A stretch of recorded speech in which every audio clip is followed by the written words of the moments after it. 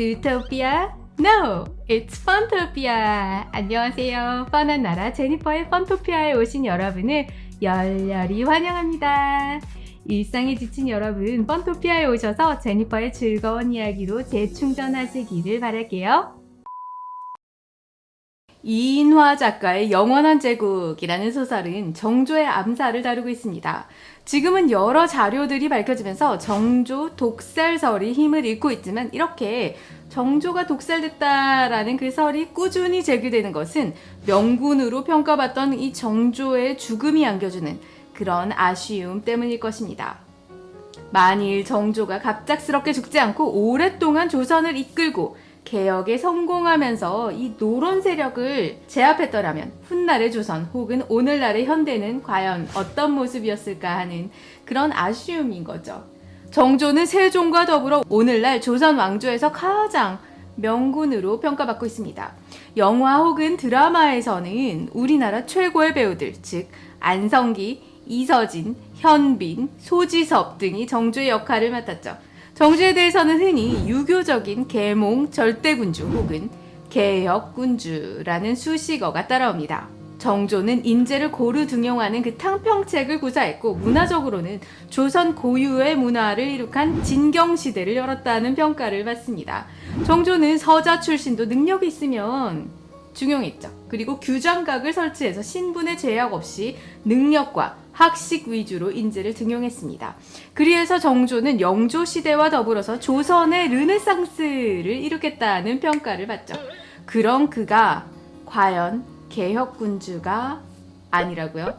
오늘 영상의 제목에 의구심을 가지셨을 분들이 많으셨을 텐데요. 오늘도 제니퍼와 함께 흥미로운 역사 탐험을 떠날 준비가 되셨나요?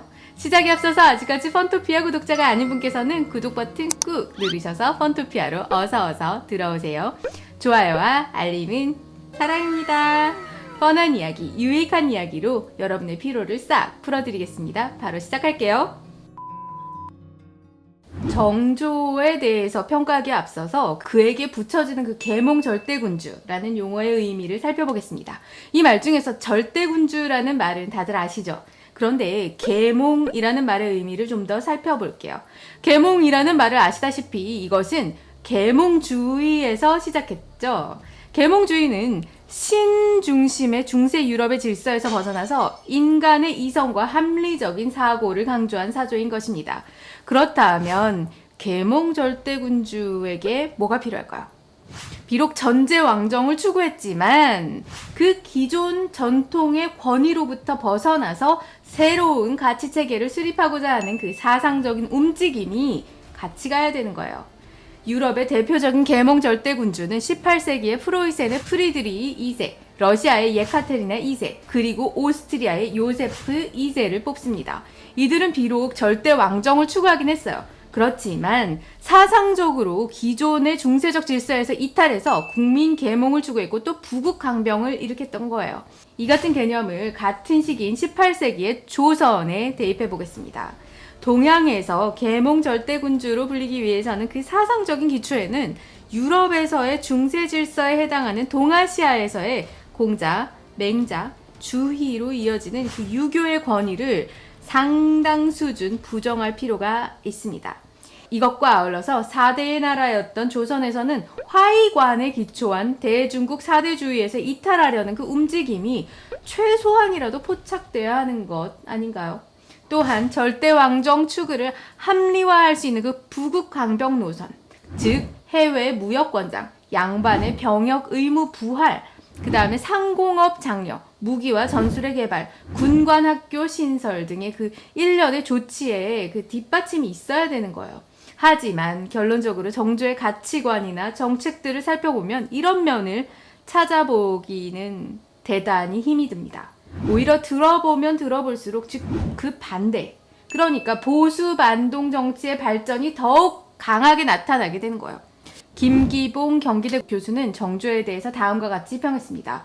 정조는 조선의 르네상스가 아니라 중세의 가을이었다. 정조는 계몽군주가 결코 아니며 당 모가지를 비틀어도 밝아오고야 말 그 근대의 새벽을 막으려 했던 보수 반동 군주였다. 정조와 불량선비 강희천의 저자인 백승종 작가도 정조에 대한 이 모든 기록을 면밀하게 조사해본 결과 정조에게 전제왕권 강화를 시도한 그 전제군주 이상의 명예를 줄 수 없다고 단정합니다. 조선은 대단히 폐쇄적인 사회였죠. 하지만 정조가 집권했던 18세기는 대항해 시대가 클라이막스에 도달하면서 아울러 그 산업혁명이 태동했던 급변기였어요. 많은 학자들이 이 시기를 동서양의 헤게모니가 뒤바뀌는 시대로 인식하게 됩니다. 이러한 세계사적 변화가 극도로 폐쇄적인 조선사회에서도 슬금슬금 감지된 것이에요. 청나라를 통해서 천주교라는 새로운 종교, 철학, 세계관이 들어왔고 성리학의 위협적인 고증학이나 또 중국에서 유행한 새로운 문체가 스며들었던 거예요. 이런 시대적 분위기에서 과연 정조가 어떤 반응을 보였는가를 살펴보면 그의 개혁성을 엿볼 수 있는 것입니다.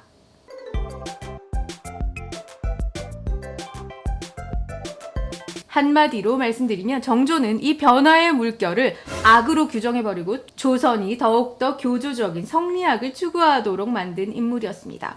성리학의 강화요? 그렇습니다.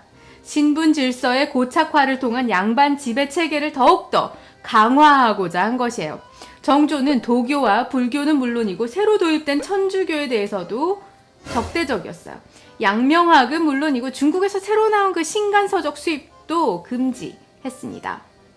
그의 문화투쟁은 과거 시험을 통해서 시작되었습니다. 글씨가 무겁고 두껍지 않다는 인상만 줘도 무조건 떨어뜨려요. 낙방시킨 것입니다. 관리 임용을 이렇게 했으니까 조선의 양반층의 사상은 더욱더 교조적 성리학으로 고착되었던 거예요. 조선은 임란과 호란을 통해서 국가의 권위가 떨어졌고 국가 정체성의 위기를 맞이합니다. 특히 명이 오랑캐의 나라인 청나라에 의해서 멸망당하는 그 상황은 성리학과 사대주의를 국시로 내세워서 건국한 조선의 정체성에 심각한 혼란을 가져왔죠. 이 상황에서 조선의 선택은 크게 두 가지였습니다. 성리학적인 체제의 변화를 시도하느냐, 혹은 성리학적인 질서를 강화하느냐. 하지만 안타깝게도 광해군을 제외하면 조선의 어떤 지배층도 성리학적인 체제에서의 조금의 이탈도 시도하지 않았던 것입니다. 오히려 강력하게 성리학적인 질서에 드라이브를 걸었던 거죠. 가자! 그 대표적인 인물이 바로 송시열 그리고 정조였던 것입니다. 정조는 이러한 변화 혹은 위협으로부터 조선을 지키는 길은 오직 성리학 근본주의에 있다고 믿었죠. 정조의 사상과 구한말의 위정척사운동이 뭐가 다를까요? 여러분, 위정척사운동을 추구하는 것이 개혁군주이고 또 계몽군주라고요? 판단은 여러분의 몫입니다. 문제는 정조를 개혁군주 혹은 계몽군주로 미화하면 조선시대를 미화하게 돼서 결국 조선을 만국에 이르게 한 유교 교조주의와 사대주의는 면죄부를 받고 조선 만국의 모든 책임은 이완용과 일본이 뒤집어 쓰게 되는 것입니다. 그리고 그 결과 만국에 대한 반성이 없기 때문에 조선을 만국에 이르게 했던 그 유교적인 사고방식이 생명력을 잃지 않고 꾸준히 대한민국의 발전의 발목을 꽉 잡고 있는 것입니다.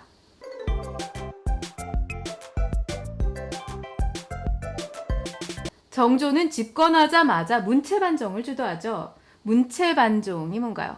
문체반정은 정조가 당대의 연안 박지원의 열하일기와 같이 참신한 문장들을 폐관소품이라고 규정하고 기존 고문들을 모범으로 삼아야 한다고 해서 일으킨 사건입니다. 여러분, 영화나 드라마에서는 조선이 너무나 아름답게 묘사되어 있죠. 백성들은 자유롭고 시장이 활성화되어 있고 아름다운 옷들을 입고 있고, 그쵸? 그런데 과연 이게 진실일까요? 당시 정조는 북한에서와 같은 사상 통제를 시도한 것입니다. 인터넷 검열을 한 거예요. 음란물 차단 등의 명분으로 개인의 자유로운 사상을 통제하고자 한 거예요. 당시 조선의 상황을 이웃나라 일본과 비교해 본다면 얼마나 차이가 나는지 알 수 있습니다. 일본에서는 1682년, 그러니까 정조가 집권하기 약 100년 전에 오사카에서 발간된 이하라 사이가쿠의 호색 일대남 이라는 오락소설이 전대미문의 히트를 탁 치면서 독서의 대중화가 이루어지게 돼요. 이 책은 8권, 그러니까 8책으로 구성되는 한 호색남의 인생에 걸친 그런 판타지 어드벤처 로망? 그런 게 담겨 있어요. 근데 주인공인 요노스케가 관계한 상대의 여성들이 몇 명이었냐면 엄청나요. 3,742명이라고 해요. 그런데 이 소설은 단순하게 그런 적나라한 그런 야한 소설이 아니고 현대 학자들이 극찬할 정도의 그 고품격 소설로 관능미와 묘사 그리고 은유가 절묘하게 그 문학 작품으로서의 가치를 높였다라는 그런 작품이거든요. 게다가 작가가 직접 그렸다고 하는 그 삿바는 시각적 효과를 더해서 소설을 더욱 풍미할 수 있도록 만들었던 것입니다. 아무리 그래도 그 야한 소설과 조선의 고급진 문화를 비교하는 것은 무리가 아니냐고요. 저 역시 이런 류의 작품을 정말로 좋아하지 않습니다. 하지만 창작의 자율성을 보장한 일본은 출판의 붐이 일도록 만들었고 현재로 치면 100만 부 이상의 판매량에 해당하는 초 베스트셀러가 속속들이 등장하게 되는 거예요.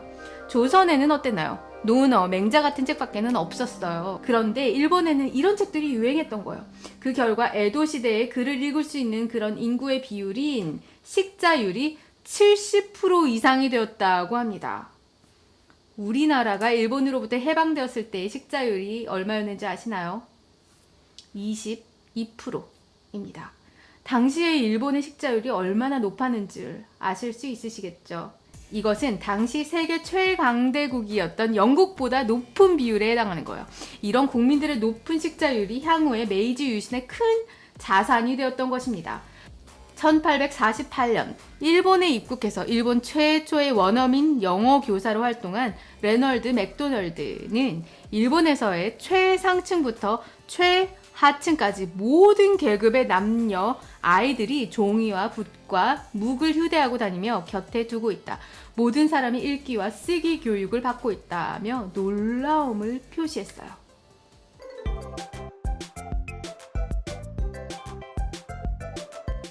정조에 대해서 조사하면서 제가 가장 놀랐던 게 있는데 이게 대보단을 통해서 명나라에게 제사를 지내는 의식을 강화한 왕이 누군가 했더니 이게 바로 정조라는 사실이었습니다.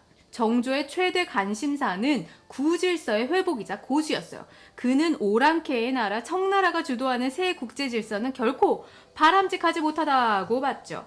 전통적인 화의관이 아닌가요? 이러한 가운데 청나라에서 새로운 학문이 들어오고 청으로부터 문물을 배우자 하는 북학론이 대두되니 이 정조의 눈에는 이게 정상으로 보였을까요? 아닌 거죠.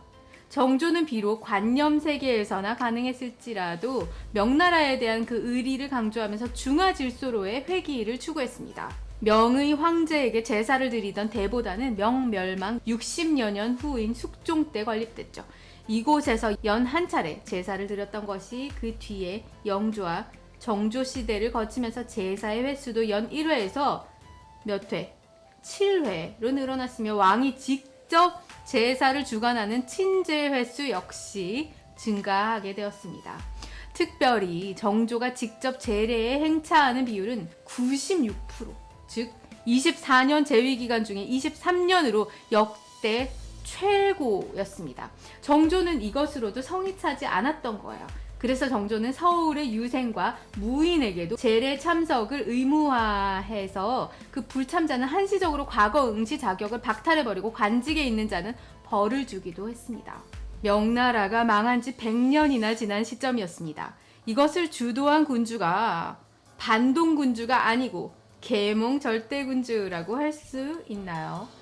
정조의 철저한 유교 근본주의로의 복귀는 그의 상황을 살펴보면 조금은 이해도 가요. 조선 국왕의 권위는 성리학에서 나왔기 때문이죠. 역사적으로 보면 연산군이나 광해군 같은 실패한 왕들이나 당시의 지배 이념과 가치를 부정했던 것입니다.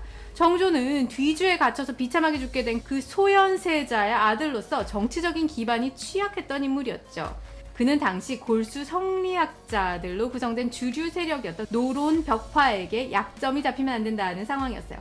이러한 현실에서 정조는 어찌 보면 위험한 개혁의 길보다는 안전한 성리학적인 근본주의를 강화하자는 길을 선택했던 것으로 보여집니다. 정조의 강력한 사상 탄압은 정조 입장에서는 이게 성공적이었던 거죠. 정조 이후에 골수 성리학 외에 이렇다 할 사상이 배출되지는 않았거든요. 정조 입장에서 성공이라는 것이 한국 입장에서는 큰 손해다 라는 역설적인 이야기가 들리지 않으시나요? 이것은 정조는 철저히 시대의 반대편에 섰던 반동군주라는 것에 대한 반증이 되는 것입니다. 조선은 안타깝게도 나라가 망하는 순간까지도 내부적으로 체제를 변화시킬 엘리트 인재를 확보하지 못했습니다.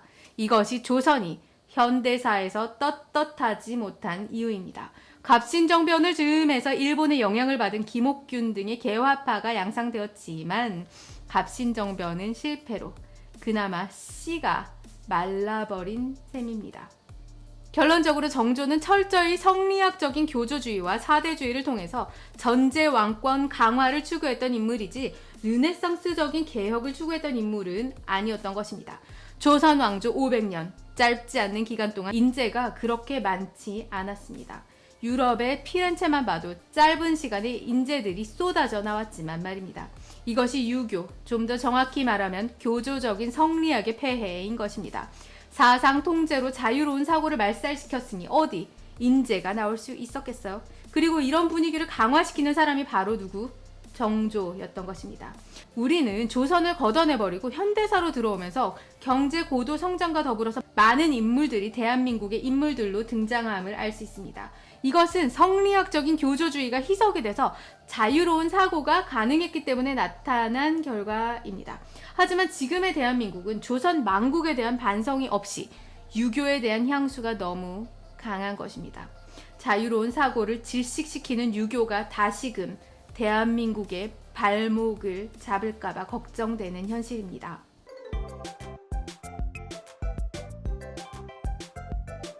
그렇다면 성리학 교조주의와 사대주의 강화를 추구했던 정조가 오늘날 왜 계몽 절대군주 혹은 개혁군주로 둔갑이 된 것일까요? 저는 개인적으로 여기에는 역대 정권들과 역사학자들에게 큰 책임이 있다고 봅니다.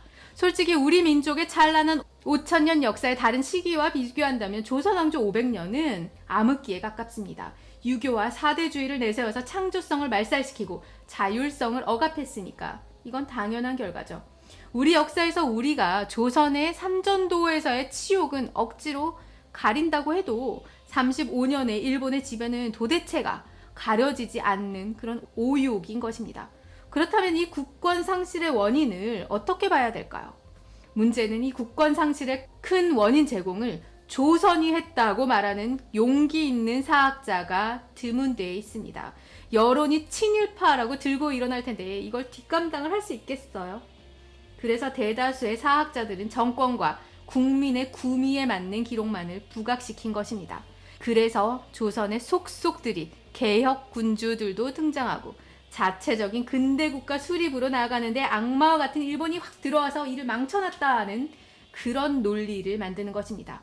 혹 누가 조선이 부족하고 실수가 있었다고 인정하면 식민사관이다, 친일파다, 토착외구다 라고 매도하는 거죠. 이런 분위기가 사상을 통제했던 정조 때의 분위기와 뭐가 다를까요? 이것을 위해서 조선은 미화되고 반일 감정을 조장해야 하는 것입니다. 그 결과 조선 망국에 대해서 조선과 한국인들은 면죄부를 받게 되는 것입니다. 하지만 이렇게 미화된 역사에서 우리는 과연 무엇을 배울 수 있을까요? 우리는 우리가 흔히 사용하는 역사를 잊은 민족에게 미래는 없다 라는 말을 우리 자신에게도 적용해야 한다고 생각합니다. 여러분 재밌으셨나요? 지금까지 펀토피아의 제니퍼였습니다. 여러분 영상이 재미있거나 유익했다면 아래쪽에 있는 좋아요 그리고 구독과 알림 꼭 부탁드릴게요. 제니퍼의 펀토피아는 여러분의 의견으로 컨텐츠를 제작하고 있습니다. 펀토피아에서 다루었으면 하는 이야기를 댓글로 남겨주시면 여러분의 의견을 반영하고자 노력하겠습니다. 다음에는 더 재미있고 유익한 영상으로 찾아뵙겠습니다. 감사합니다, 여러분.